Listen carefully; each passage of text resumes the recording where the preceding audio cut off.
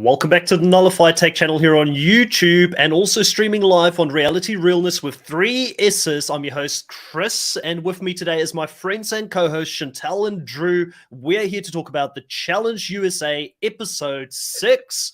Chantal, how you doing? I'm great.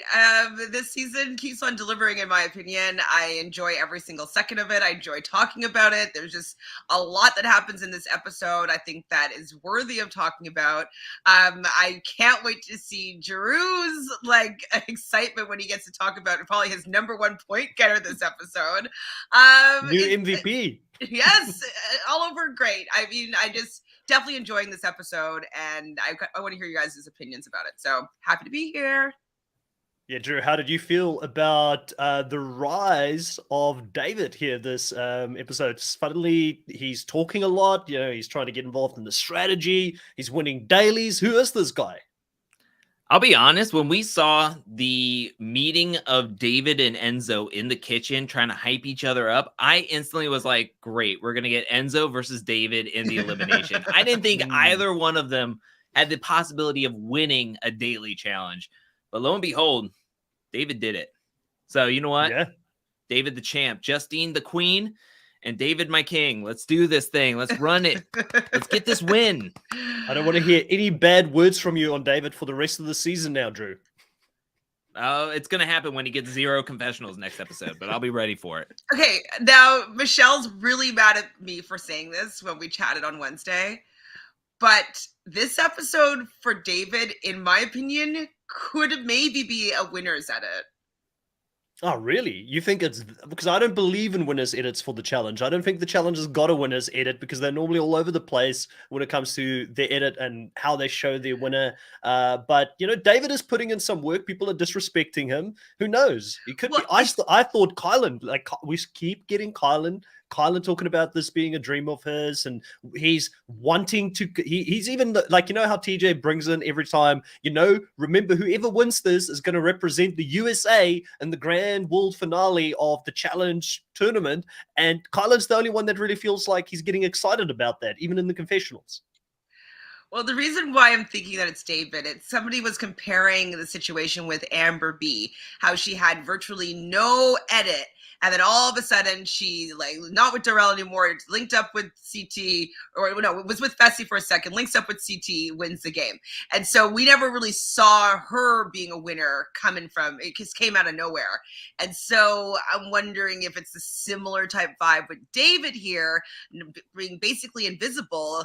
And then he's probably going to be able to fade into the background again while all these other bigger personalities fight at each other. And he might just kind of skate by to the end. I don't know. I'm just saying. Drew does not look impressed with that frown on his face there. He's like, that's your guy. That's your boy, David. You're ride or die.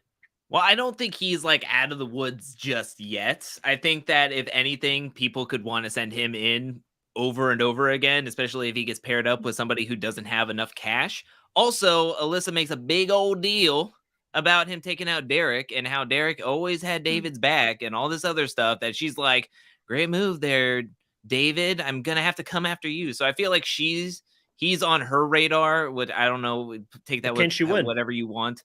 But I feel like that's what it's setting up. Like Alyssa, if she gets any power or gets into people's ear, maybe she would be like, we should take out David. That's such a great idea. Isn't that right, everybody?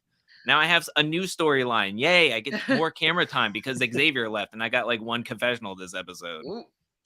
Well, I'm not sure though if she's going to be able to get any traction with that, because I did hear that the reason why that ends up happening, that they get thrown in, is because Tyson did some work, and Dyson kind of was like, hey, let's not start taking out all the people with money yet. And so that it could be still the same argument with anybody that's left over in the game, that hey, David has money, let's not take him out yet because we don't want some people with money to start taking us out. So I can see that not working right now. We've got Russell Muscle here in the live and saying that it's his first season of the challenge, but loving every second of it. I will do a little bit of shameless self-promotion here. Russell Muscle and I did a bit of a collab recently. It just dropped on his channel today. We talked about the potential of a post-merger versus pre-merger season like they're doing in Survivor South Africa right now. So check that out on Russell Muscle's channel. Russell, if you're still here in the chat at the moment, I'd love to hear your thoughts about the whole Tyson versus Sarah versus Ben scenario. What do you think of this messiness within the Survivor gameplay? Let us know in the chat. And also welcome here on the live, as always, Chris, Lovable Nikki, Sudani, Taylor, Les, Dolores, Anthony White, Diva. Let's see. There's so many people jumping Baby in. Ice. Alex Cooper, Chasing K Brain, I always pronounce that wrong, but she's got a really, really good vlogging channel for people who love traveling. So check that out. Big supporter of all three of our channels. So let's get back into the actual episode and where it starts. We start with the algorithm, and Kira finally gets the partner that she wanted. She's been wanting to get Tyson for quite a long time, but this whole episode's not going to be a pleasant one for her because the moment she gets him, she's having some issues. She's struggling with a stomach bug, or she's feeling nauseous throughout this, not performing at her peak.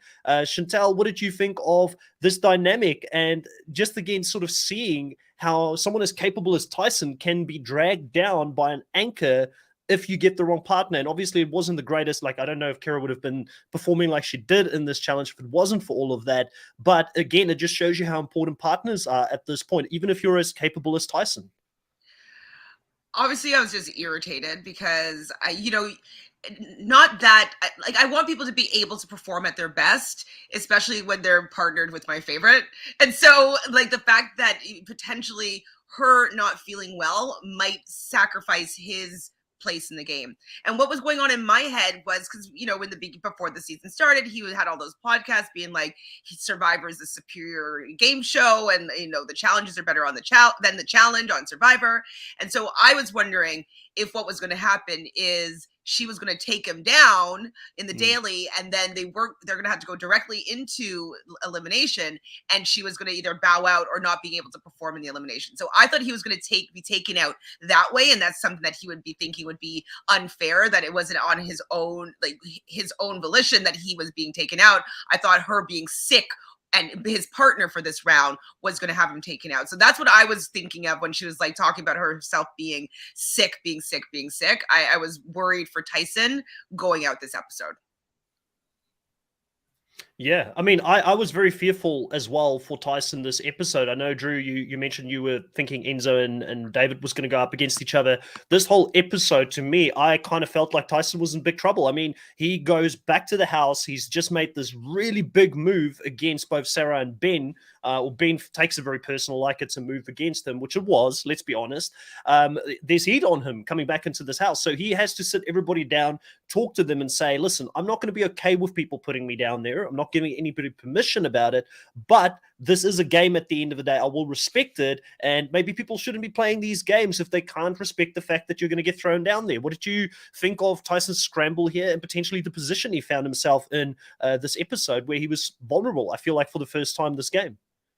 I thought it was just funny because he says that in the beginning of the episode, but then once David and Desi win, he's like, if anybody throws me down there, I would just take any and all opportunity to try to get my revenge on that person. And even if it sacrifices my money, my chances of winning the money, then so be it. And I just thought that was funny. I don't know. I didn't think he was in that much trouble. Like, even if he went into the elimination, I felt like he would have had an opportunity to like get the person or the team that he wanted to get. We've just seen him so much in the beginning of the show, and basically he's the face of this franchise at this moment. We're not getting a ton of personality from much of anybody else. I mean, who's going to take up that mantle if he leaves? There's really nobody that's getting the consistent confessionals every single episode. So I just had no worry that even if he went into the elimination, that he was going to get eliminated this episode. I thought it scared the Kira element of it, though, like taking him out that way. I know. I get you, though. With people falling into the net, I was like, somebody's going to get hurt and he's going to be able to capitalize on that. But I do think that your theory is strong, that if he does falter at any point in this season, it could be because of his partner, or he could feel it's because of his partner. And at a certain point in Survivor, it turns into a solo game, and you can do whatever you want, do whatever you can to push yourself forward. So I think that's where it could get into the mind, which is why I really wanted this to be like a free agents, solo vendettas, total madness type of season where we swap around the daily challenges to teams, pairs, and solo, and you can do whatever you can. I thought that would be a lot more fun with that free flow than changing partners every single episode. But yeah. Yeah, another interesting one here being brought up. Chasing Cabrene says if the algorithm was perfect or really perfect, Angela definitely couldn't have been with Ben this week, and Dom could have been with Sarah. So again, it sort of proves that it's a lie. But we thought it was going to be a lot worse, right? We thought, well, maybe they'll stop the drama and they'll put Tyson and Sarah together as a bit of a cop out. No, that's next week. All right. So you think that's when that's happening? They've deferred it for one more round. But I mean, I think they're stacking the deck for Sarah and Ben to be able to get their revenge on Tyson. That's what it seems like, because I looked at the partner matchups, and that what was just suggested was a partner mark matchup that hadn't occurred yet, and so it was possible for them to have everybody have a new partner. And so the fact that they said that, to me, says that the production is putting pairs together how they want it to be. So yeah, interesting. My thing is, you broke your own rules for no reason, because there was a fight that happened at the end of this episode. We hear it on the Challenge Official podcast last week by Cache, and we get zero. We get no confrontations. We get no conversations between Tyson, Sarah, or Ben at all this episode, and neither of them win. So this ultimately, you broke your own rules, because why even have that whole thing in the beginning of like, you'll be partnered up with somebody new until it's physically impossible? It was possible this episode to put together all new pairings.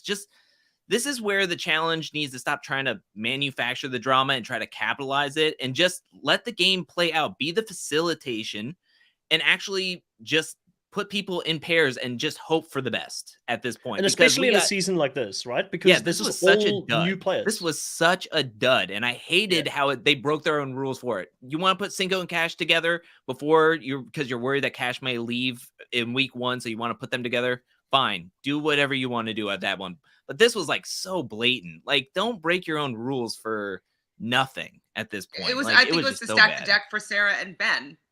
I think that they wanted them to potentially dominate this challenge, this daily, and then they were hoping that it would be like, oh, then we'll see Tyson grovel and have Tyson in the hot seat, and they're going to get some big episode. And so I think that that's what they were attempting to do, but the show ended up making more drama than they probably would have gotten out of what they were hoping for. So I think it backfired in a positive way for them.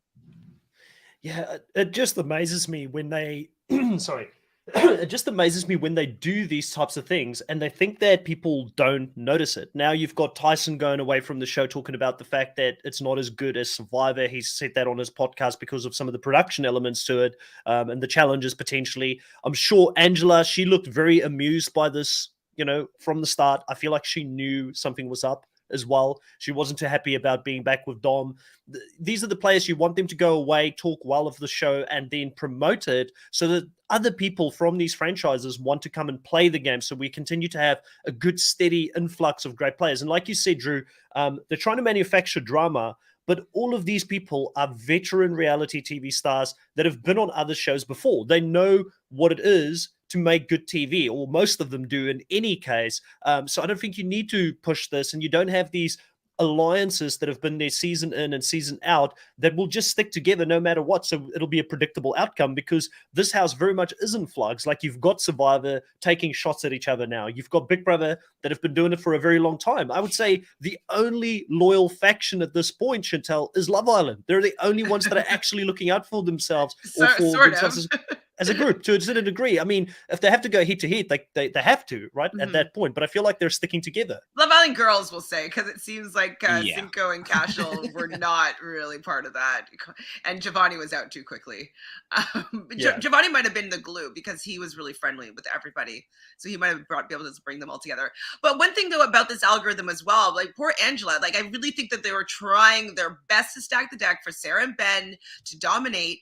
Angela wouldn't be with a partner that she would most likely be able to win with, and that's probably why Angela was pissed as well. She's like, man, I've already been with Dom. Like, I thought I didn't have to be with him again. There's all other partners that I haven't been with that are way better than him that, like, I could maybe win the daily with. So it's like they were also probably didn't want Angela to win either. I think they were really just trying to build this fight between Sarah and Ben and not having his powerful partner being able to win and save the day.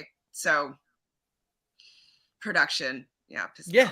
I would have found it interesting still to see Sarah and Ben in trouble, having to scramble, let the game play out organically. They do put Sarah and Ben together as a partnership here. So in some ways that could be a good and a bad thing because they're both physically reasonably capable. I would say Sarah definitely is really dominant. Ben has been getting second in a lot of these dailies up until this point. So maybe you're right. They put them together to make a guaranteed strong pairing here. But if the wrong people won here, if it wasn't a Desi, for instance, who won the daily, who's got a really close connection with Ben because they played a season together back in the day, and I do believe Desi voted for him to win that season as well. They've got a connection, both being where's Ben from? Is he from the South? I know that Desi is. I feel like there's that connection that they've got, Sure. And Ben felt really comfortable with Desi winning. He said, it's a guarantee. I'm not going in. So clearly he's got those connections there. So he's lucky in this configuration that he wasn't in danger. Well, definitely it seems like Desi is on Team Sarah and Ben. When you see when Tyson was having his little sermon about, like, if you can't play the game, like, whatever he was saying, it seemed like Desi was not there and she was hanging out with Ben and Sarah and kind of agreeing with them and their gameplay. So I think that she's Team Ben. I don't think she's on Team Tyson at all. I think Tyson only has Danny at this point because Dom seems closer to Desi as well. So I really think Tyson is kind of, for some other reason, is sort of sitting at the outskirts of that Survivor alliance, which is interesting to see. And maybe the reason he's been safe up until this point is the fact that he's been winning a lot, and that has kept him safe. I think so, but I also think that he's been branching out more than, say, the Survivor players, as he has been known around being an honorary Love Island girl. So, I mean, he's getting really close with them. He's making this alliance of, if anybody has cash, let's just go for it and look out for each other kind of thing. So, I mean, he's making alliances kind of out in the open, and everybody is cool with it, and everybody's going to look out, and it ultimately helps him in the long run. I want to say one thing about this algorithm, and my biggest problem with it is that every season there is an element to a season where you can be like, oh, did production have their hand in this? Did production have their hand in that? Final Reckoning finals. Oh, it just seemed like that was all production wanting to have Ashley win the money kind of thing. This is just everything that I hate about thinking that the production has their hand in something. Like, they could manufacture all this stuff and be like, well, we're just going to put people together. This is people's games on the line here. Like, I would want this random and let the game play out rather than, oh, well, Ben and Sarah will be good, so we're going to put Angela and Dom together, even though they were partnered up with each other in episode 4. So now 2 episodes later, they're partnered up together. And it's like, what if Dom, like, I don't know, tripped on the pier and then fell in the water and couldn't be resuscitated? He gets DQ'd, and then bam, they're going into the elimination, and they do something where they have to plug a pipe and he can't plug it again. And then they go home, and it's like, he's not doing the plumbing around the house. That's for sure. Yeah, it's like, that sucked because they didn't even follow their own rules because they're trying to do all this stuff. Like, this is just the hands, and I don't like that. I want transparency. I want it to actually be random. I don't care how many times TJ gets paid to say that it's perfect and random. It's not. It's not perfect nor random. It's a lie on the chalkboard. Thank you. But I literally just zoomed in to see what your chalkboard said. But that's the problem I have with it. It's such a big part as we saw in this episode, I mean, Tyson could have went home because of his partners. Luckily, he hadn't had Kira before, but it's like, this is the crux of the whole thing. This is the crux of the episode. Whoever you get partnered with, that's your ticket for the rest of this episode. That's your ticket for 2 days.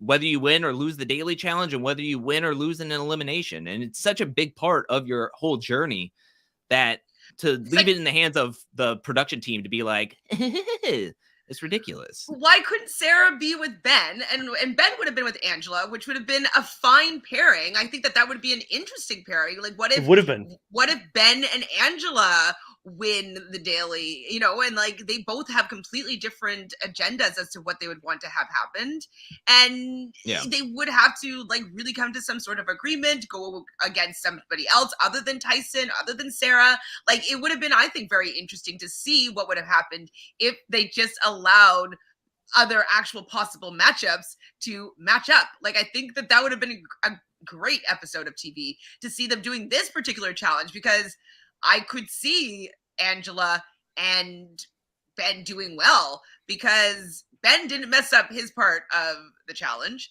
And Angela, I think they came in third, right? So, or second or third. So she still did well with Dom. So she would have done equally as well, I'm sure, with Ben.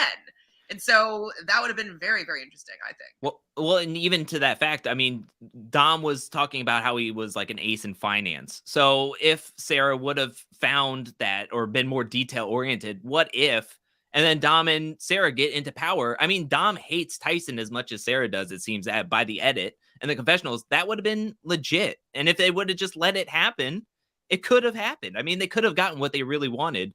But like we were talking about, they manufactured. Maybe they didn't see Dom's. Maybe they didn't see Dom's CV before he got there. They didn't realize that he had a bachelor's in finance. Let's be honest. They don't look at the CVs of these people when they go out there, so they underestimated him. They barely Google these people before they put them on a show. They're just like, what? A simple Google search? They have some racist stuff online? Who knows? I mean, we're not going to check it. And then 6 weeks or 2 weeks into the main season, it's all you can see on Twitter. With any press is good press with the challenge. Any press is good press. If they're talking about us, then that's good. I did want to circle back. I wanted to circle back. You guys were going on such a good rant. I didn't want to jump in the middle there because I agree with everything when it comes to the algorithm, right? But let's look back at Tyson's game. He used Cash as a pawn last episode to do a bit of his dirty work, and Cash turns it around a little bit here. She does a really good bit of backtracking, going to Sarah, throwing Tyson under the bus, saying I was such a victim here, Tyson was the one who wanted this to happen, and I felt intimidated. He was the great guy who keeps winning every single time. I didn't want to upset him, but he told me that, Sarah, this is your game. You get close to people and then you cut them really badly. So she's trying to justify what she did here, because she does seem to be pretty close to Sarah, but she gets away with this. Sarah does say, yes, this is not Cash's game. She's not, she's probably thinking in her mind, Cash is not from these cutthroat games where we have to vote people out. It's Tyson. He's the one that I need to go after. And she's very razor focused on him. And I think Sarah takes it extra personal. She mentions a few times here, so we can talk about the Cash side of it and also the Sarah side of it. She takes it personal because she feels they should have respected each other as being winners from Survivor who played in the same season. She said that she felt disrespected here.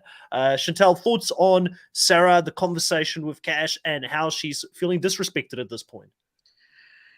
The thing with Sarah is nobody else is allowed to do to her what she does to other people. So on her seasons of Survivor, and she's played good games. I don't enjoy necessarily the type of game that she plays, but she's on her winter season, like she deserved her win, but she brings people in, lies to her face, and then stabs them in their back. That is her game style. And so what Tyson was saying, I do not think was untrue. And the fact that I think that Sarah is just mad that Tyson did it first, that she wanted to be like, okay, Survivor strong until Sarah decides that it's Survivor strong no more. And I think that she's just mad that Tyson got to her first. Now on Tyson, I think it was on his podcast last week, he said that he was doing it because Cache brought in that as an option. And he was like, okay, that's actually a good idea. Like, she brought in the fact that Leo is somebody that she doesn't want to be partnered with. And that actually swayed him in order to want to throw in Sarah and Leo, because of it gave a better reason to be able to do it, because, and he was doing it kind of because Cachet suggested that that's who she wanted. And so I get that she's trying to make nice with Sarah, because we did see her in earlier scenes to, like talking about Cinco with her, and like they did seem to have some sort of bond building. But to me, the whole thing seemed exactly what Sarah does, is he brings people in close to her. And I think that Cash is very disposable to Sarah. So I want to see how it plays out. But I think because Cash is not familiar with either of their games, she's just taking, Sarah at her word and not Tyson at his. And I think that she might get bruised in the end. But it does seem like she does forgive Tyson, because I think I mentioned this before. Her and Shannon were doing an Instagram live, and Tyson was in the chat and chatting with them. And they're like, "Oh, we love you, Tyson. We love you. We love you." And so it seems as though they must have mended fences. But maybe she learns the hard way about Sarah, and Tyson gets to do a nice big "I told you so." I think this worked out way better for Cachet doing it this way, because she mentioned that she wanted to give Sarah the heads up. Coming to her after the fact, and then how apologetic she was, and she was crying and like trying to have this heart-to-heart one-on-one with Sarah, and Sarah just takes it and goes, "Oh, she was manipulated by Tyson to do this." And it just plays so well for her game, because she got to do the move on Sarah and Leo, and then it backfiring, but it's all eyes on Tyson for this. And Cachet is not even on the radar at this point. I think it just worked out perfectly that Cachet was like, "Oh, I would have told her, but Tyson told me not to." It worked out for you in the long run by that point, because it really, it was just perfect. I think it was just really, really good for Cachet's game. I'm super in on Cash and Justine. Like, those are like the They're two. I came into the season, didn't know them. I've mentioned it a few times. Don't watch Love Island, but what they've brought to this season, I endorse them going over to the main show like tomorrow, if possible. But if the rumors are true about them not getting paid the same amount of money, then maybe MTV should look at that, because we want to get some of these players that, to me, like, if I've got a low expectation coming in or no expectation, and you're hitting it out of the park like you're doing right now, then hats off to you. Cash played it well for me. I think that she definitely has a little bit. She knows what she's doing. I don't think she's fooled by Sarah. I think she's playing Sarah right now. And Sarah's looking away from her at this stage. She is playing with a very venomous, poisonous snake, though. And that snake might still bite her down the line, because let's be honest, if Cash and Sarah do go head to head in a hall brawl, or they do go head to head in a finale, Sarah's going to run circles around her. So at some point, shots will need to be taken here. And we know that the last two things are Hall Brawl and a pole wrestle are the two eliminations coming up, right? Because we saw those in the preview. There's only 4 episodes left. So we're going to see some headbangers coming up, I believe. I think there's going to be 13 episodes this season. Oh, okay. I only saw on the wiki that was 10. Okay. Question here for you, Chantal. I don't think myself and Drew can answer this one, but Tatiana saying, is it just me, or is there something slightly attractive about Ben? Zero. I do not think Ben is attractive at all. And then also, that's something that I heard watching Shannon and Derek X on Robin's podcast. They did some interviews with them, and they said that after the elimination, when Sarah went down with Leo and they came out victorious, coming back into the house, they could cut the tension with the knife, and that it was so uncomfortable in there that Ben was pacing back and forth because he was so angry that they had to have security sleeping in the rooms or bunkers or whatever with them, just to protect them and to allow them to know that if anything were to happen, there would be somebody there to protect them and keep their safety. So I think that's very unattractive. And I think that might have been what spurred the conversation that Tyson had, being like, if it's just a game, it's just a game. Like, I got to shake your hand, like that whole thing. I think it was because Ben was coming off as aggressive in their physical space, not aggressive in the game. Like, come at me in the game, like, throw me down, like react within the game. But bringing on a threatening presence inside our living environment. I don't know. I don't think that that's appropriate. And that's another reason why I don't find him attractive, because I don't like seeing that side of him. Yeah, I that's heard fair. somebody in my comment section to my review and recap. I didn't get to finish Tyson's podcast this week, but he did mention, or somebody mentioned in my comment section, that Tyson mentioned that there was an altercation or an argument between Dom and Ben, to where Dom had to pack up his stuff and he moved bunks because he didn't want to sleep next to or any closer to Ben after that argument. And he said that he was actually surprised that it wasn't shown on the show. So Because they want to keep Ben in a good light, I'm sure. what the hell? Ben winning? Challenge. So great Has job. Ben winning? They're He's protecting him. not He's got that. qualified yet, so I'll take it as a no right now. Well, Christian Gull is thinking that it's going to be a survivor who's going to win this season. So who knows? Ben could still be in the running. Also here, Baby Ice is rooting for Team Sarah and Ben. I still am as well, but it doesn't mean that I don't like Tyson. I like to, if I had to choose, like I think we had this conversation last week, Tyson always, but I love Sarah and Ben as well. Like they're Survivor. Survivor's strong They're all the way to the end. so unlikable to me. I'm sorry. People are like getting at me and be like, "Is this a Sarah hate podcast?" It's like kinda. Can I just put this up there? I didn't not see mine, not Chris's yours. hands. Not mine. for a Mine is a while. Sarah Love podcast. Just want to clarify that for any Survivor fans listening to this. Yeah, I just Drew? want to throw this up there. I don't think I saw. I thought I saw like Chris's hands move quite a bit. And do we think that Chris is Baby Ice in an alternate account? I mean, he's giving himself Typing. saying like, "Oh, I'm Baby Ice. That's a great pick on that fantasy draft." I'm Baby gonna Ice, think we're what gonna Baby get Ice you. is saying, and now he's like, I will "Oh, not- I love Ben and Sarah. Oh, Baby Ice loves him too. Oh, I love him too. This is crazy." Oh my god, it's like what's it the movie Face Off when she's like, "I am Castor Troy," like Ben's gonna Chris is gonna be like, "I am Baby Ice." Next on the podcast, we'll have to have Baby Ice here to clear my name. We'll have to be like a special guest on one of these recaps in the future. One of the people we're not talking about, and I thought this was a very smart question being asked here by Amy Sue in the live chat, because we spoke about Cash playing a great game, but I think Kayla is absolutely killing it. Amy Sue here is asking, why isn't Kayla being implicated in any of this? It seems like she's instigated the whole thing last episode when she had a conversation with Tyson. So Kayla is not even on the radar here. Tyson's not giving her away. She must be playing a really subtle game at this stage at the moment, Drew. Yeah, I mean, Tyson said on his podcast, the beginning portion, he called their quadrilogy or whatever 4 people names are. Quadrant? He said they are the axis of anger, and he named Sarah, Ben, Leo, and Kayla as the 4 in the axis of anger alliance that he named them. So Kayla seems to be very close with Sarah and Ben. What? Who named the quadrant? That was Tyson. Tyson said that he Okay. named Sarah, Ben, Kayla, and Leo the axis of anger.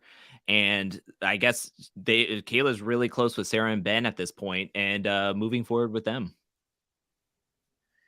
Kayla. I think she's also not necessarily threatening for anybody, and because she hasn't won a daily yet, she's also someone easy to throw in, and so that could also be why she's not involved fully in some of like the conversations, and she's not fully pulled into the big alliance, because the big alliance is for the people that have won money. And so right now Ben and Sarah are not in that big alliance because they haven't won money. Same with her, same with Leo, and so that could also be a reason why she's able to gravitate towards them, because of the fact that she hasn't won any money. And the big alliance now can just throw any of those people in because it would be easy and it's not going to go against their Moneybags alliance. Yeah. Margie here in the live is asking, are we going to see challenges from other countries? Margie, yes. There is going to be a worldwide tournament to see who's going to be the global champion of the challenge. And the winners of this challenge will go up against, I believe, Argentina, Australia, the UK. I saw a trailer with MTV Legends in there, so I've got a feeling they might put in 1 or 2 legends from the main show in there as well to represent and go for this title. We're hoping. I think they need that. At this point, I would say they need that extra spice. This season's been good, but you throw two of those veterans in there that have played it for that much longer. I think that brings the whole challenge fandom together. And even those people that feel like, why didn't they do it with the main show, I guess, players included in this season as well. But I've been enjoying it as a separate thing on its own as it's evolved at this point. I think that it's good that we're getting access to potentially new stars that can, either come into the main show or they can hopefully do something great with this. It's the problem that we have here, Chantal, is that the production team has proven to us so many times in the past that even if they've got the recipe for success, they may not choose it, and they may fiddle or just fumble it. And that's sad to know. I have to say, though, at this point, almost anybody that from this season they can bring onto the main season. I'd rather them over Josh. I'd rather them over Fessy. I'd rather them over Kayla. What's her name? Casey. Rather over like Tori. I can't remember her name. Like, and she's been on my street for like 4 years. Like, I don't remember her name.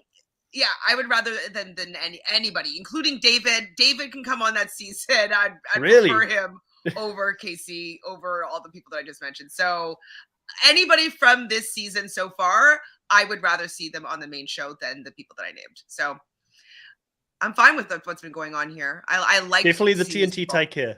Definitely the TNT take. So any person from this season, even Ben or Sarah. Yeah, I mean, I don't enjoy them.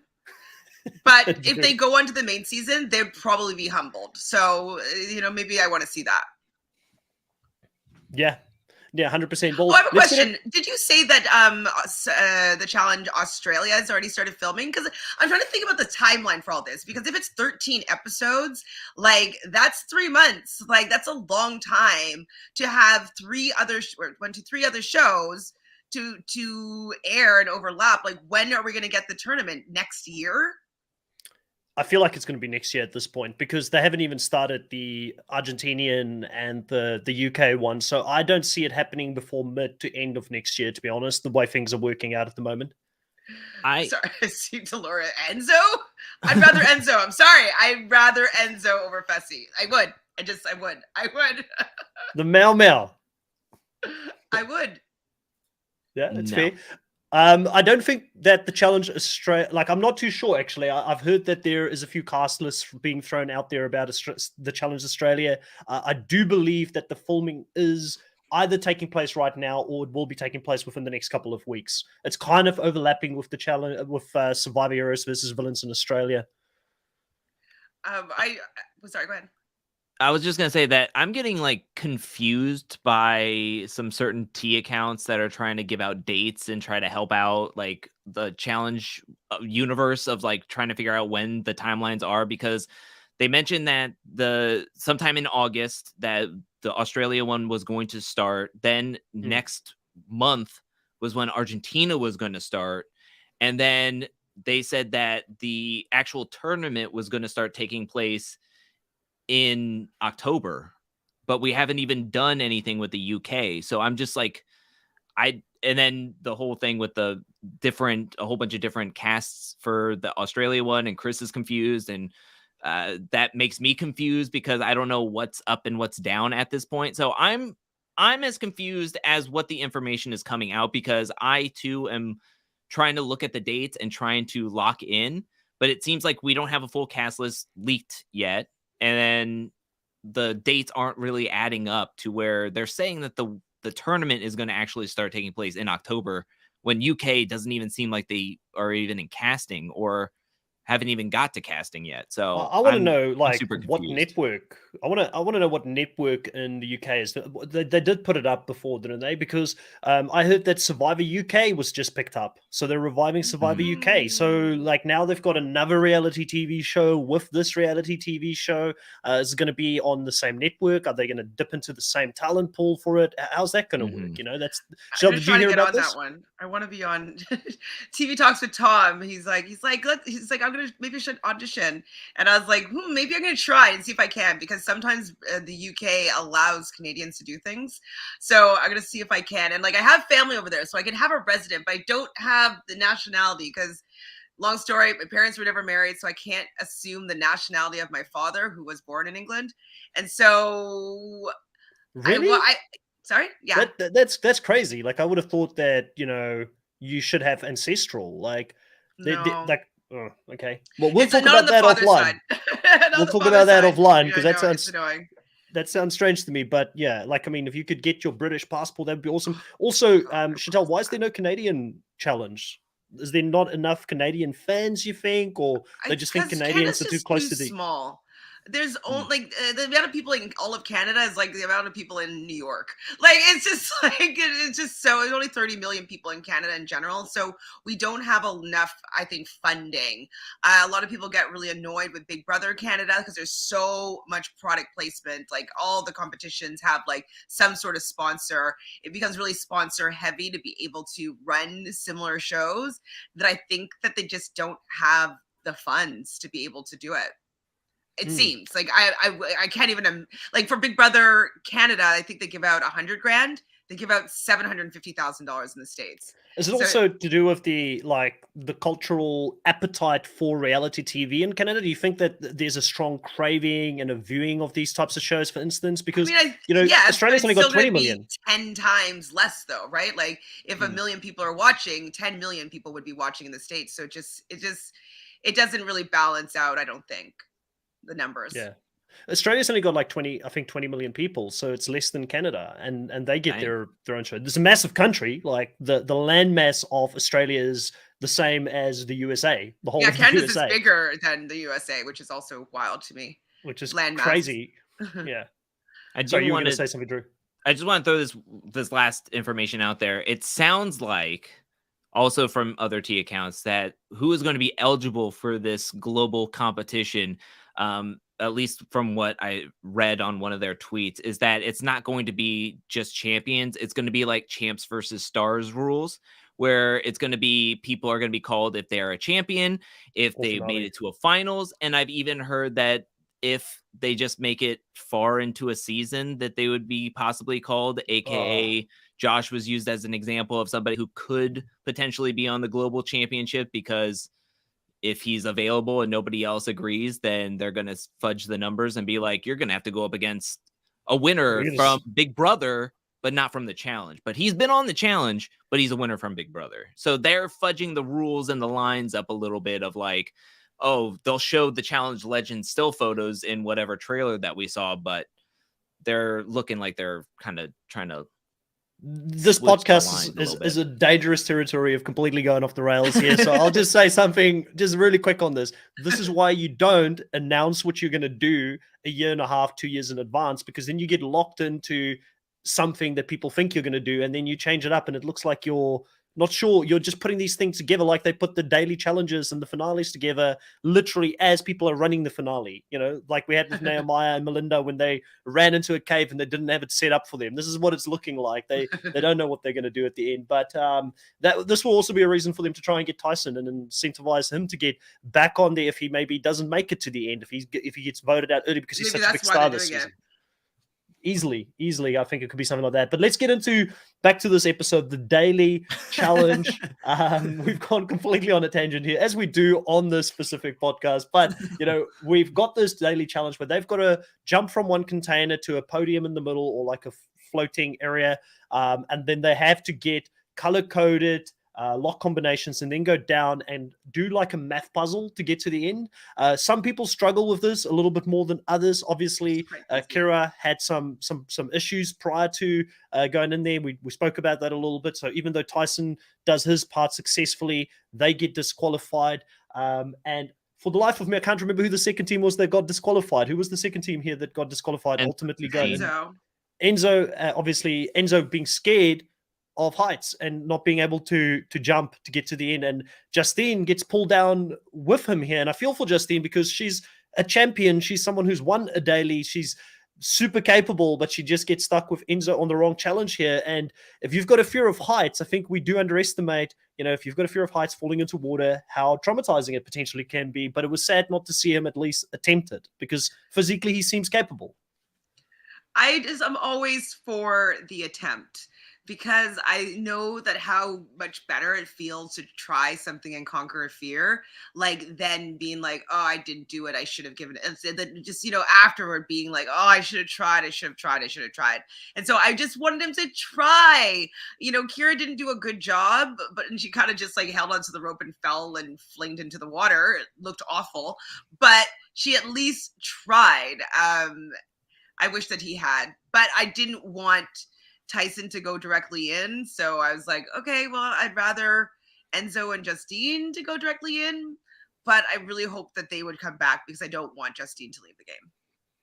I wonder if Enzo and Justine were one of the first teams to go, because on Tyson's podcast, he said that the order was all messed up and that he said he looked too calm if he went before Enzo. So he was like, I'm pretty sure Enzo went before us. And I knew that he didn't make it. So just me being on the platform, I felt like we were going to make it farther. So that's why when Kira was like, should I try again? He was like, if you can, instead of being like, get up, hurry up, get up. Like, yeah. So I think it's interesting. Like, I feel like that's what it was, that maybe he was one of the first ones up and then he was like freaking out a little bit. And then he didn't go while everybody else was like, cool, we could just do our thing. We'll hang out, run around, do whatever. So I think that's interesting to think about. But yeah, I really wish he would have tried. But I mean, yeah, Justine killing it in elimination. So keep going. But if Enzo and Justine would have left this episode, I would have freaked out. I would have freaked out on everything. It would have been 30 minutes of a rant about how the algorithm is flawed and Justine is gone on my review and recap this past week. It would have been a mess. It would have been a hot mess. I kind of wish I can see that alternate universe. No, Drew losing his mind is not a good thing. We witnessed that when we did our preseason draft picks for season 38. I think I broke Drew. Like, I legitimately broke him in that draft. So you guys will really enjoy it now. Both of y'all did. He's mad at me. He was the most mad at me he's ever been, and I felt really I was like, oh no, Drew hates me. Drew went silent on us for like a week until the next podcast. Did not talk to us. So that's some fun for you guys to look out for in the future. Also in this episode we had Leo, who has been struggling with water challenges, and he gives us a little bit of an insight here that he's had a traumatic experience with water, nearly drowning, and that's why he's afraid of jumping into water. And Leo, to me, he's a tryhard in the confessionals. I don't know what it is this season. I'm just not enjoying Leo like I enjoyed him on The Amazing Race, but I think he's a nice guy. I think he's a super nice guy.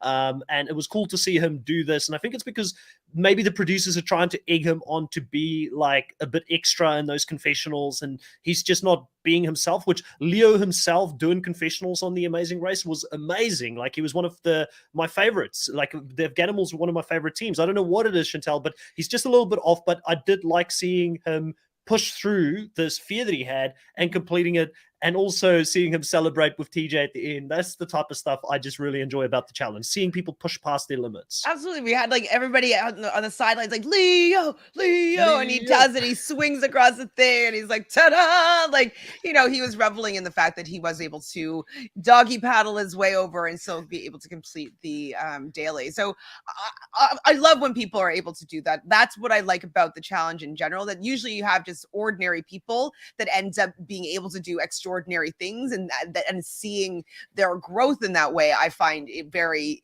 interesting about the challenge. That's kind of why I personally am never usually love like the American Ninja Warrior vibe or the Jenny West or whatever. When they come in really super physical and capable, it just, like, to me, I kind of like people that are just normal coming and getting good at the challenge.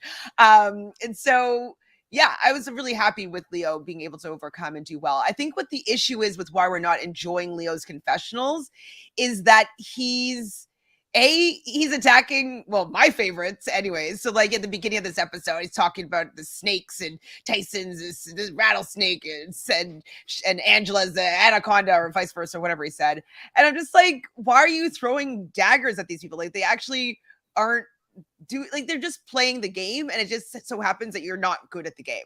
If he was better at the game, maybe I would feel better about it. I don't know, but it just seems I don't know. He seems like he's punching like low hanging fruit. I don't know. It's just it's not. Well, he vibing has with it as to. well. He has to, Chantel. Like, I'll defend him in this. Like, I don't know. I think it's in the delivery that it's coming across not right for me. Like, it feels a bit strange. But he has to throw punches. Like, if you're in a ring and someone's throwing punches at you, if you're just going to try and bob and weave, at some point you're going to get hit in the face. And he's been thrown into the arena multiple times. It was multiple times or once now, but he's been thrown in by Tyson at least. If someone throws me in, I'll be salty. I'll be bitter. I'll be like Drew salty, said. sure. Even But he's Tyson just said annoying about that it. he I don't would be know. salty and bitter as well. But I think it's the delivery. Like, I do agree with you. The delivery is slightly off. I don't mind him taking shots back at Tyson, though. I mean, he's allowed to. He's playing this game as well, It just kind of sounds like he's whinging and moaning. I don't know.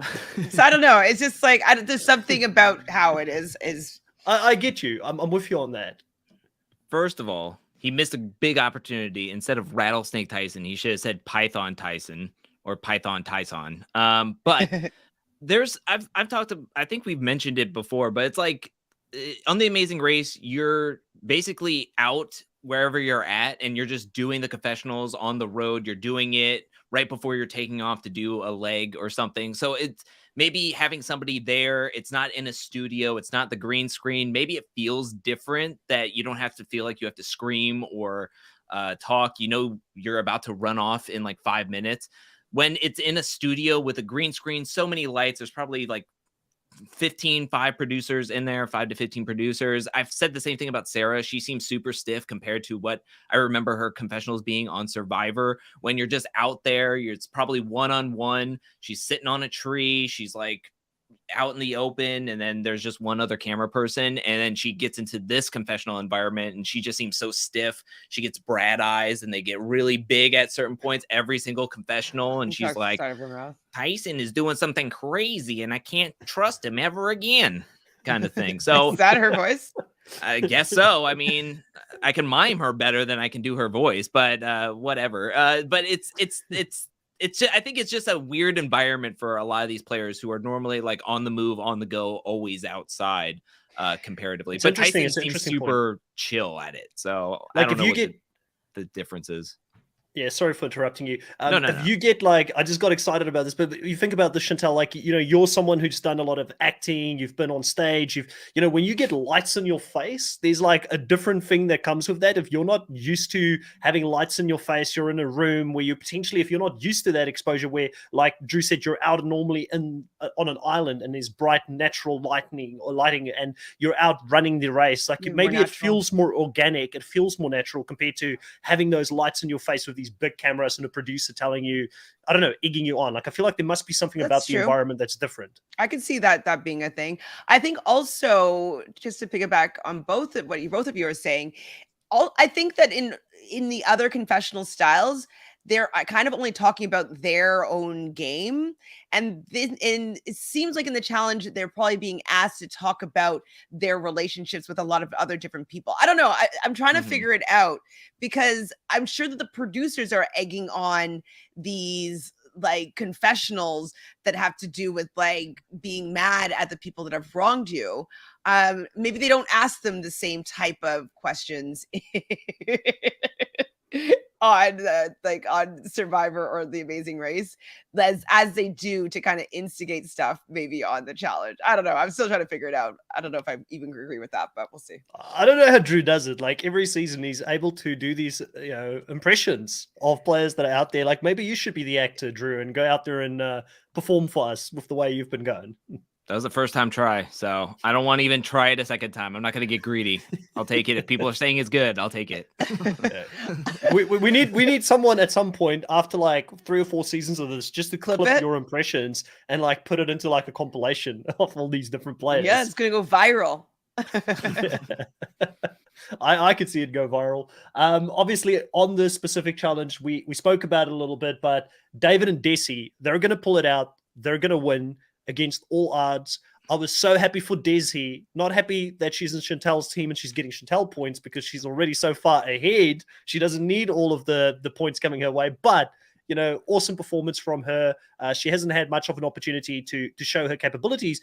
And also they talk about the fact that both David and Desi are sort of on the outside, they're not a part of the vote. And I wanted to talk a little bit about David, because David gets a lot of heat, a lot of flack from reality TV fans. I feel like he's like the stepchild, the foster child of reality TV, where people are like, we don't claim him. But, it was cool to see this real raw emotion from him this episode as well, talking about how much this would mean to him to win it. This is potentially that winner's edit. That's where I thought about it. I was like, oh, it hit me. You're doing this for your mom? Uh-oh. We've never heard like this whole episode. We hear that he's playing a game. Like, he's talking to Enzo, saying like, "Hey, Enzo, like, all we have to do, we gotta win, we gotta win." Then talking about how he wants to protect Enzo. Then he's doing this for his mom. That he is playing the game, even though we haven't been seeing him or hearing his confessionals. And so that is exactly the point where I was like, is this soundbite, this confessional in here because they're going to be referencing that for his winners edit when he wins the game? That's where I found it. That's where my first inclination that could be a possibility. Not to get too far ahead, but can I just say, what is my luck that the week one of my players wins into power, or Dave of all people win into power, two of my players get DQ'd to get me -2 points each, to where I get net 1 point for David winning in a daily challenge. Of course it would happen. Of course it would happen, right? Oh,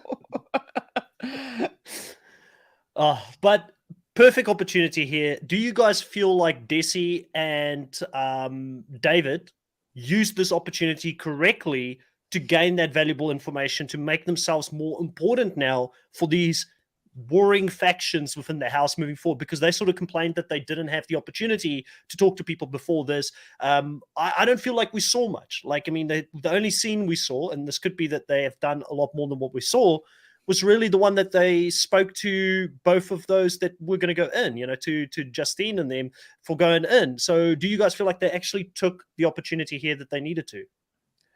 Well, we know that Tyson put in some work and told David, probably David and Desi, but David specifically, that like, hey, we're not taking shots at the winners or anybody with money that could be qualifying them for the finals. So, you don't want to start that off, because if you do throw somebody in that has money, then you're going to have all the other people that have money that it's going to be really easily to just going to throw you in next time. So I think that fear for David was one thing.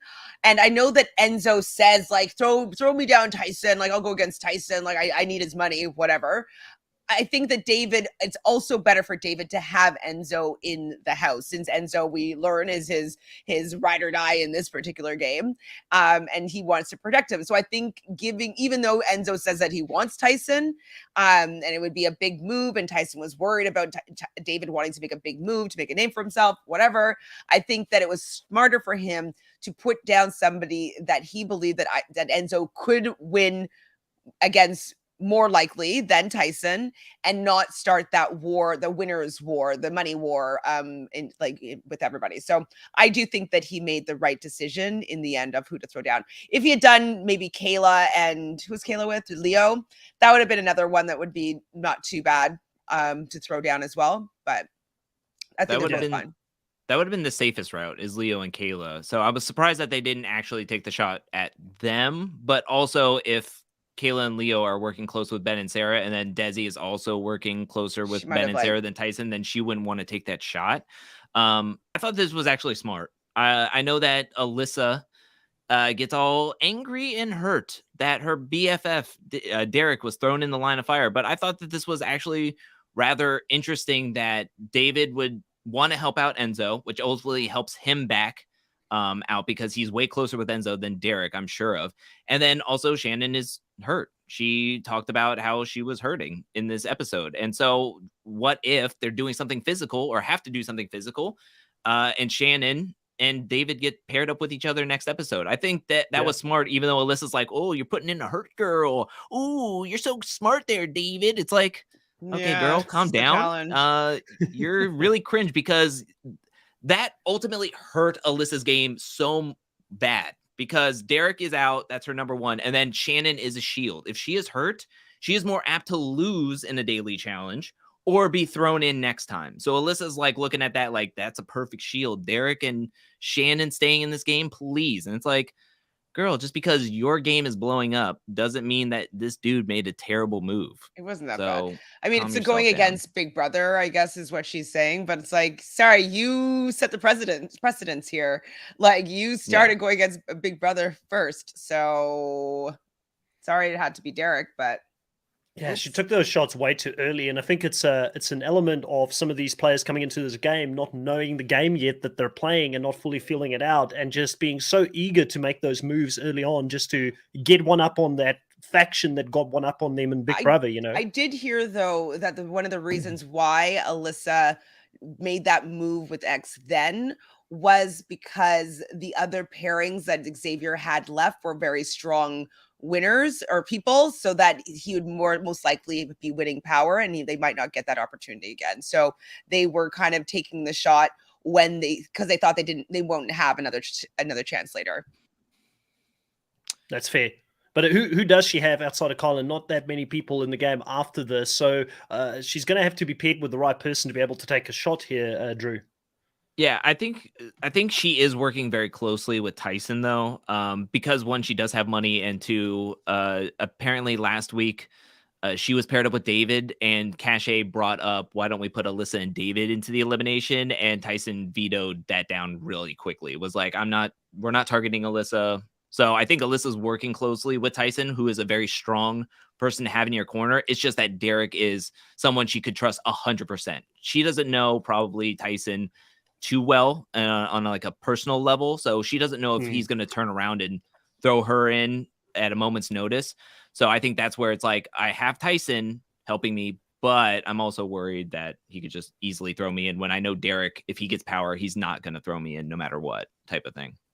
Now, I haven't been on social media all that often in the last couple of weeks, but the few times that I have been on there, I've also noticed that Alyssa and Angela seems to be getting along really well on social media in any case. So I'm assuming that's through the Tyson connection, that potentially there are some people there that may protect Alyssa still in the game. I know there's a few people here in the chat that are not happy about the fact that she turned on X and that she blew her own game up, but maybe she does also have a little bit of room to maneuver here in the game at this point. And like Drew said, we could be seeing some foreshadowing here for David's game being in trouble if that is the case, if that whole faction at some point does go for him, unless he's safe because he's a winner. I think he'll be safe because he's a winner at this right now. I think that they're going to stick to that story as long as they can. But one thing though I have to say though about Alyssa's game is that she does seem to be really friendly with a lot of people. So at her birthday in Miami, we saw all the Instagram lives, Instagram stories of like, it was Alyssa, Angela was there, Derek X was there, Claire was there, Kylan was there. Who else am I forgetting? Cache was there. Shannon was there. So these were all people that were celebrating. If I didn't say Kayla's name already, Kayla was there. James was there. And they were all having lots of fun for Alyssa's birthday. And so that seems to me that she doesn't have bad blood with any of those people that are in that I just was mentioned. X there? Xavier? No, he wasn't there. No. I think that relationship's done for sure. But I'm fine with that. I just want to throw this out there. What I'm believing Alyssa could be like, or the player that I feel like comparison wise, is that Alyssa is very similar in my eyes to an Anissa, who is very strong connections with people. She can work hard in these daily challenges, but she is one of those players who are smaller in stature that, yes, she has the money now, but as we get closer to the eliminations or closer to the finals, I mean, if somebody is looking out for somebody else for the finals or for a possible finals pairing, if they are playing in pairs, could there be like, okay, well, Desi wants to go up against somebody who is somebody that she believes she can beat, and say like, oh, I want to go against the smallest woman in the house. And if Sarah and Angela and Alyssa are left in the game, she's going to be like, well, I kind of want to go up against Alyssa. So I feel like that's where the game could go, that she is padded right now, but as we move further and more people start falling off, more weaker pairings that production likes to make randomly selected be put together, get taken out over and over and over again, like then we get to the point where it's rubber meets the road and we got all strong people left. It's like, okay, well, I'm gonna pick who I could think I could win the easiest on, and whoever is stronger in connections with it, or if you're in a terrible partnership and you get thrown into the elimination via last place. I mean, it's gonna be a tough battle moving forward. But that's how I kind of saw it while everybody was talking in my brain, that if Alyssa is down the line having to Forced to face go off and get against someone. Desi, Sarah, or she's going to be the first one chosen. If somebody is like, you get your first shot, I want to run the finals with you, tell me a name and I'll throw whoever you want into the elimination. They're going to say Alyssa, and they're going to be like, cool, okay. That's what I think. Yep. I can see that happening for sure. Chasing Cabrine here in the chat says DX actually said in one of his exit interviews that when David Desi announced their choice, Cache and Kylan volunteered to go in instead since Shannon was hurt, and Kai thought he could beat Enzo, but DX and Shannon turned them down and they regret it now. So it's interesting that did not make the screen. I feel like that would have been really good drama. That's really stupid though. Yeah. Did we not learn anything from Final Reckoning? You just let whoever wants to go into the elimination go. Like, absolutely. Bye-bye. See ya. If I'm Derek X, I'm like, yeah, fine. Sure. This is a game for how much money? Yeah, if you want to go in, whatever. I don't care. And we know it doesn't matter. The money doesn't matter. I've seen some people here in the live chat say that people are going to start volunteering to run the final. We all know the challenge will always give you enough opportunity until the end to earn the money to run the final. There's never any consequences for anyone for not jumping in and getting the money or the skulls immediately, because they'll get that chance at the end. So go deeper into the game so that you're a bigger player and you're remembered in fans in their minds enough to come back and play future seasons. That would be my strategy if I'm out there. I wouldn't be throwing myself in for any skulls or money. No way. I would be avoiding that no matter what. Absolutely. Unless we hear like maybe down the road where TJ's like, hey, you need this money, this is the last opportunity that you have to get it, and then people are just like, okay, I want to go in because I need to, like, this is my last chance. So maybe that will happen, but before then I'd be like, I don't want to go in, sorry. I'll be playing a very boring game. It's avoid elimination, anybody but me, for sure. Now what's wild though is the three men that are qualified is David, Tyson, and Kylan are the only three men that are qualified. I'm like, wow, I would never have thought that David would be amongst the ranks of those other two. One of each from our fantasy teams. Oh, yeah. Nice. We'll take that. We'll take that at this stage. But like I said, it's going to change. There's going to be more people definitely that are going to qualify for this finale. We know that. But let's get into the arena. So obviously we have Derek and Shannon thrown in there to go up against the likes of Enzo and Justine. Justine has proven in these eliminations now that she doesn't just win daily, she also kicks ass at being down there. And when it matters, she can pull out the performances. So really applause to her. Like Kylan said a couple of episodes ago, she's a beast, and she could probably go up against any of the women from the current main show MTV challenge. So I would like to see that. But what did you guys think of this arena and TJ's whole, but wait, there's more, I'm gonna throw in an extra little twist here at the end, Chantel? I agree with whatever this means for Drew. I mean, it was okay. Like we hear, oh, there's 60 tires that need to be transferred from one space to another space. Pretty typical. We've seen stuff like that before. Tires, sandbags, whatever. Then it's like the fake out. Okay, you thought it was going to just be that. And then they do two questions, like a question each, where it was spelling Ebe, because they had to spell words backwards. And I didn't feel as though the words that they were spelling backwards were on the same level exactly. I definitely think that goggles is a lot easier to spell backwards than cynical. They're very different words. Some people don't use the word cynical that often to have seen it. They may not have read it before. Like they may have heard the word, but never seen it written out. And so I think that is a word that is going to be much harder no matter what to spell than goggles, which you've definitely have seen spelled at least once in your life. So I didn't think that was fair. It felt to me, and I know some people are like, I don't believe that production actually interferes or has an agenda. And we're like, well, I do. I feel as though they felt as though Enzo and Justine were more likely to beat Derek X and Shannon. I think that they probably very much liked Shannon. Shannon's confessionals have been great all season. It sucks when someone is hurt and they have to go home, or they have to go down into an arena and they're not able to perform to their their best. And so I think that they wanted Enzo and Justine to have a little bit of a disadvantage, so it seemed to be a little bit more fair for the kind of the underdog team with the hurt player. So I thought it was unbalanced. Plus, let's not forget, they both had a disadvantage. You know, like Derek took 2 hours to change this flat tire. Shannon only phoned AAA. Like, you know, they didn't know what they were dealing with out there, so they had to even the playing fields here. But I don't necessarily like that, because this was something that it wasn't like a hall brawl or something like that, where it's like, you know, like a weight class thing would come into play. So yeah, I kind of just didn't feel like the words were it wasn't an equalizer in a way that I thought was fair. This was a dud. I'm telling you, a DUD. It was still a nail biter at the end. I enjoyed it. I'm really thrilled to see like tons of people moving tires back and forth. I feel like I'm watching an internship of Jiffy Lube. The spelling portion was bad. You can't tell me that wasn't just added on when TJ was like, you didn't think I was gonna have you moving tires all out by the end of it. I was like, I wish you did. I wish you did just have them moving tires by the end of it. This was all right. I mean, I guess you had to be in the arena to really feel the tension. I was just like, whatever. I knew the trailer and I knew Enzo won this, so I was just like, let's go, let's move on. We gotta get moving here. They did this on Inferno season 8 with bricks, 500 bricks.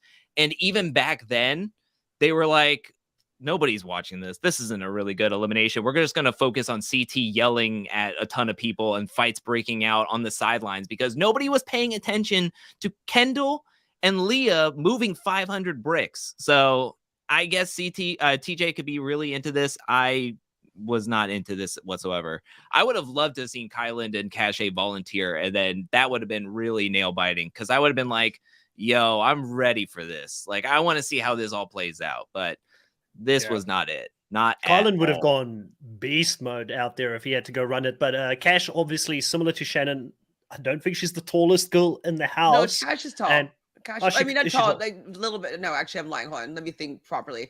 I think she's probably like 5'7". Taller than Shannon.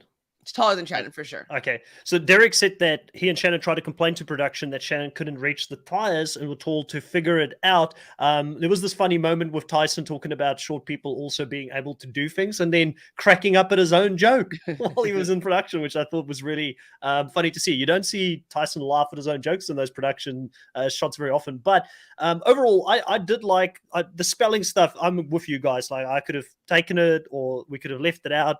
It's a thing, you know, it's a thing. It was there.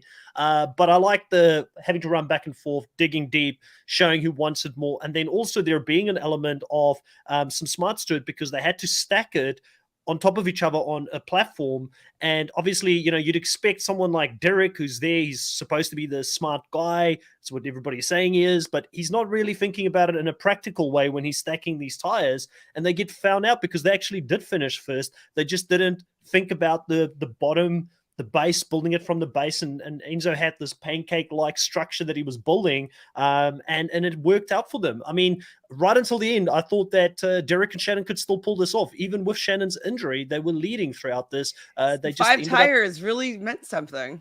Yeah, it was just attention to detail at the end of it, and Enzo looked like he was dying out there. He was really struggling. Well, what Derek X said in an exit interview was that he was just stacking them high so that Shannon could stack them low. And so that's kind of why he was stacking them up, and so that they wouldn't get too high for Shannon to be able to, like, she would have somewhere that she could easily stack. And also apparently he made like a step, like a, I don't know, step ladder for her to be able to step up to be able to like unhook the tires, because she was too short to be able to do a lot of them. And so, yeah, I think height came into a play here, but they didn't really show us that in the episode. See, this is where Tyson has a case with Survivor, right? So when you look at Survivor challenges, they always amend the weight that somebody has to keep up to their body weight, or they look at their height. If they have to stretch out and hold something at a certain position, they'll look at their height and adjust the challenge to that height for each one individually. Now, obviously, that would have meant that Shannon would have had her own pile to do, and Derek would have had his own pile to do, and they couldn't take each other's tires, for instance, because that would have made it too easy. But maybe that is something that should be taken into consideration for the future. But just to counter that a little bit, though, Survivor, yes, does that at times. Like have like things be you're wearing whatever percentage of your weight or whatever it is. But sometimes they put the thing that you have to grab and jump at the same distance, and a short person might not be able to jump out and grab that. For whatever. the team challenges, yeah. Yeah. So like last season, we had someone that struggled with that, right? they just did it over and over and over and over again because Yeah. they were too short. So they don't always take that into consideration. At least I feel like they do it at the individual Fair. immunity portion of the game, where your game is literally in your own hands. You know, where if it's a team one, maybe I can understand you. Yeah, it's still. I mean, it's hard to get everybody. And then also you could have the argument that Jordan, people don't mean eliminations for Jordan when he plays the game. You know, he's got to play it with one hand, and he still beats people with two hands. And some of these arena challenges that he goes into. So you win some, you lose some. Well. I think we're pretty much at the end of this here. Unless there was something else you guys wanted to talk about, we probably should go into the points and get Drew to talk us through how everybody did. I just want to throw out there, I wish they did eliminations a little bit more so like War of the Worlds, where they would have men going up against men, women going up against women, and then also having tag team eliminations as well. Kind of like the Shailene and Leroy versus Bear and Davon with the sandbags that they had to transfer between the two. I just feel like some of the eliminations have been lackluster, and I would like to see more of like classics, the drone drop ball, or something like that. That could Give be us a little bit poll. more thrilling. A little bit more thrilling. I did like Simplicity. Simplicity is fine, but it's just not hitting it for me in these eliminations. All right, let's get into the draft picks, and then we'll talk about points. So Chantel does take a double hit here this week with both Derek and Shannon going from her team. So even though she's got some power players left in the game, down to 4 players in total now, Chantel. Sad. I didn't realize it until I just looked at I couldn't remember who Derek and which team he was, to be honest. So sad to see you go down here in numbers. Me too. But I do still feel like I have people that will bring me points still. Yeah. You've got some power players there. You've got four winners. All of them have won dailies so far. So you're pretty much guaranteed that they're not going to be targeting them in the near future, I'd say. Yeah, I got some people with money. The team's rich. Yeah. Drew, how did the points go this week? What happened on the point side of things? Did we see some movements? We did not necessarily see any movements, except for the points going up. Securely in third place is my team, going up 31 points from 130 to 161. My leading scorer at the moment is Justine with 40 big points. And my next highest scorer is Leo with 25 points. So I have 161. Remember that. I have 161. In second place is Team Chris. Double checking it before I go into it. Yes, Team Chris in second place at 207 points. You went up 39 points this week from 168 to 207. Your leading scorer is Kyland. Or no, your leading scorer is Sarah with 33 points. She got a lot of confessionals this episode. So you have 33 points with her, and then Kylan has 30 points with Alyssa having 29 points. So you have a nice, well-rounded team. And despite having only 4 players left, Team Chantel is in first place, getting 33 points this episode. So going from 182 to 215, you guys securely in 200 points territory.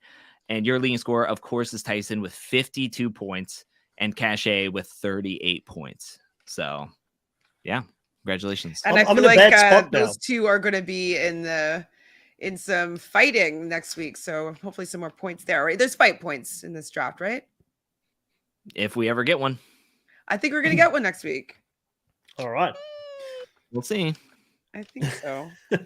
I was going to say, I feel like I'm in a a bad position right now because like I'm not used to firstly having most of the players on the park still there in my team. It's a very weird feeling because normally by this time I only have like 2 or 3 players left.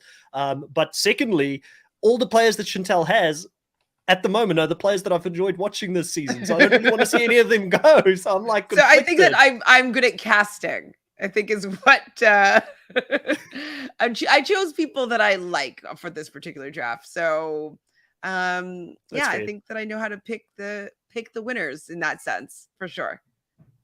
Yeah. Drew, how are you feeling about your team overall? You mentioned there that I believe Justine is your top point getter. Leo is a second, or he's somewhere in there as well. Danny, we haven't spoken much about him. He's getting a weird edit this season because the only time they give him an opportunity to talk, it's about Kiki. He doesn't add anything to the game. And it's like he's there, but he's still getting confessionals every single episode. Does that mean that there's more to come from Danny?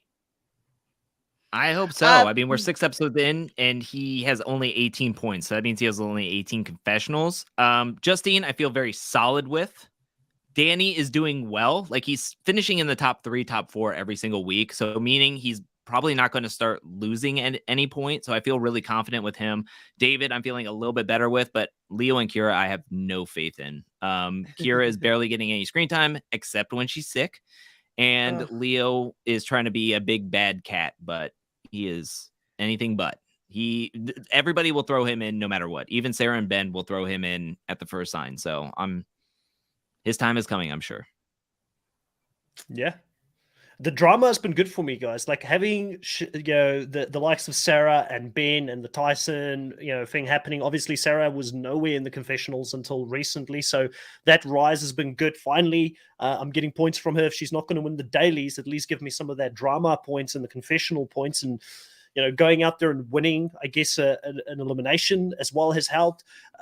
There's still some potential here. I feel very confident about Kylan. Kylan, at this point, I feel like, from just a game point, I know there's a lot of people who've got opinions about Kylan, but I feel like he's been good as a game choice, I guess, for getting those points, potentially winning dailies. I still feel confident about the confessionals he's getting. The fact that he's actually the only one interested in doing this whole global event from the challenge and being excited by that gives me some hope that potentially there's still some legs to his game.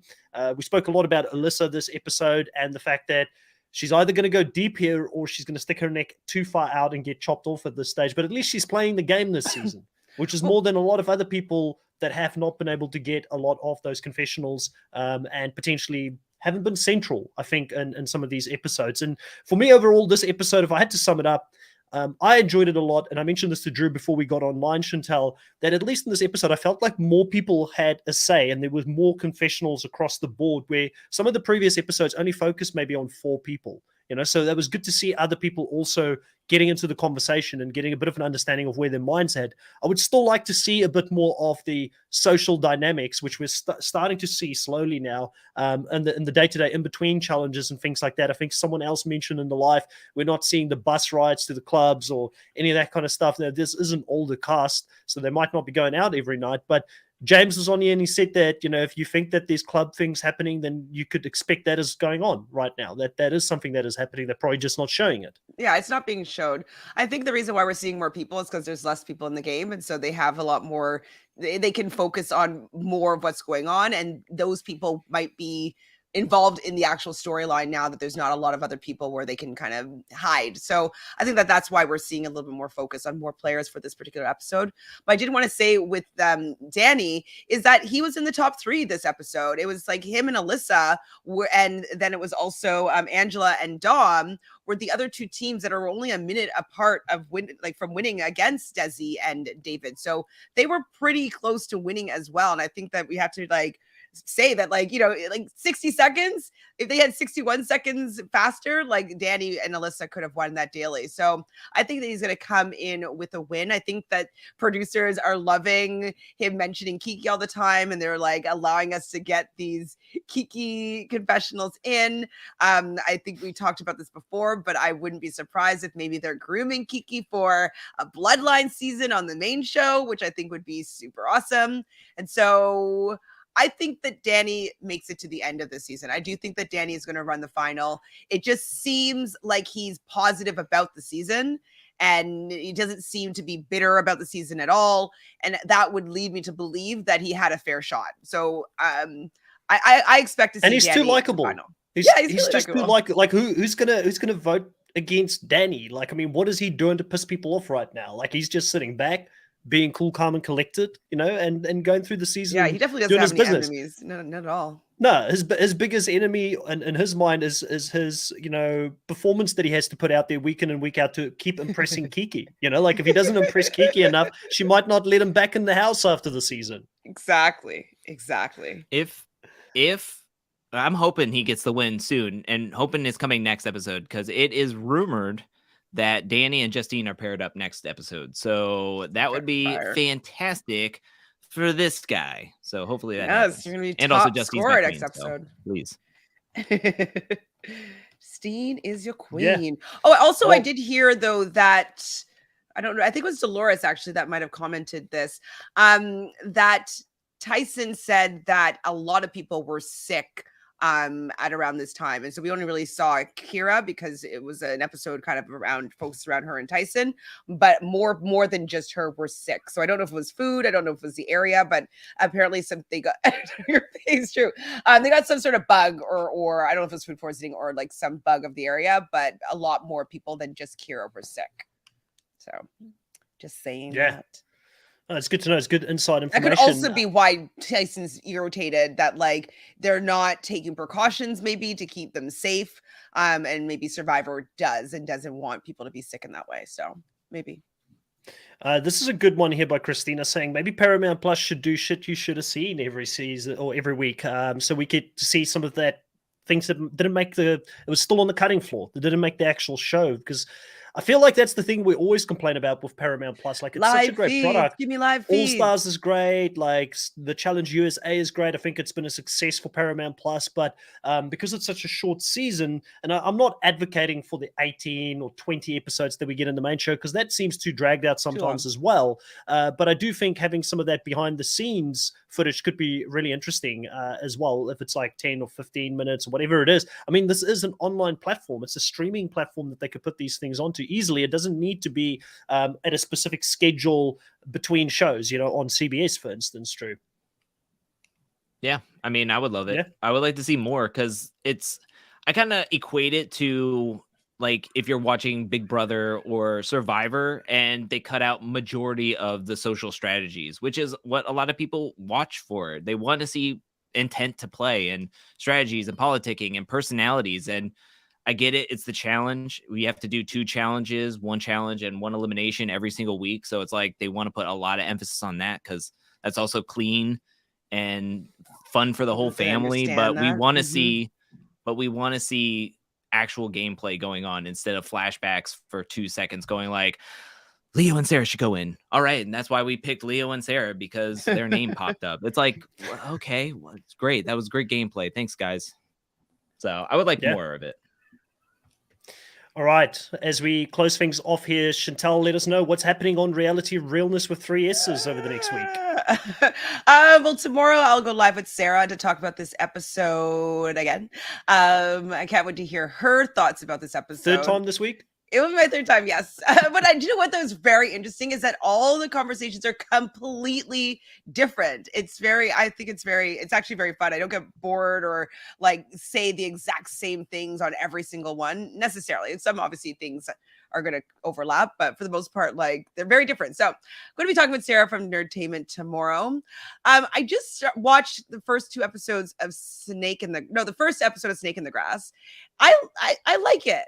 And so I'm thinking of maybe doing some coverage with that, but that hasn't happened yet. So just you'll be looking out for me for Love Island pretty much every day, either right after the episode or if I'm doing something else beforehand, then it'll be the next day at 6:15 Eastern. And then The Bachelorette after the episode. Same with The Amazing Race after the episode. And then, back to regular scheduled programming with the Challenge USA on Wednesdays, Fridays, and Saturdays. So I think that's all I've got going on. Drew, what about your channel? What's happening on the Angel Cake Entertainment channel over the next week? We got Patreon going live for Tiny Table Talk tomorrow night for Patreon exclusive. Sunday is the finale for Endurance Season 5. I got a clip And also, I want to throw this out there. I'm doing a daily poll, and I'm trying to go somewhat what Russell Muscle TV did, and as well as Athanimail. They did all putting up 2 Survivor or Big Brother seasons every single day, and then everybody gets to choose. And then it was just a giant bracket to see which is the favorite season. And I'm doing that for the challenge right now. I think we're on day 5, and we're going to be heading out to day 6. It's going to be like 36 days. This is going to be exciting. Tuesday, I'll have a video where I collab with Athanimail talking about our retrospective on the season, what we feel about the Challenge USA. Is it going the way we thought? Who's surprising us? Who did we pick to go far and did not go far? And more, as well as another video coming out, review and recap on Thursday and Friday. I have a plan to have a video, but I don't know what it will be just yet. So, yeah. Check out Angel Cake Entertainment channel for more content on the challenge. That sounds really exciting, especially that little bit of collab you're going to be doing with Athanimail on the Nullified Take channel. We have not done this week's recap yet for Survivor South Africa, Return of the Outcast. That's going to happen later on in my day. I'm not too sure what time it would be over in the US, but early morning hours, I would assume on Saturday morning hours. It is already scheduled on the channel if you want to jump on that or watch it later on. Really excited to talk about this week. I've also got some exit interviews that will be dropping soon for this week of Survivor South Africa Return of the Outcasts. Going into next week, there is going to be a slight change of schedule for the Challenge USA for when we cover it on this channel. For the next couple of weeks, we're going to be 2 hours earlier than what we have been. I will give you guys more information in regards to that at a later stage, but just keep an eye on the community tab. I'm hoping that it doesn't mess things up on your side too much. I love having the live people here with us doing the chat, but it is for a very good reason that I have to move this, which I can't just publicly talk about as of yet, but you will know in a week why we had to do this. But as always, guys, thank you so much for checking out this podcast, this recap. We will see you guys next time as always, and goodbye.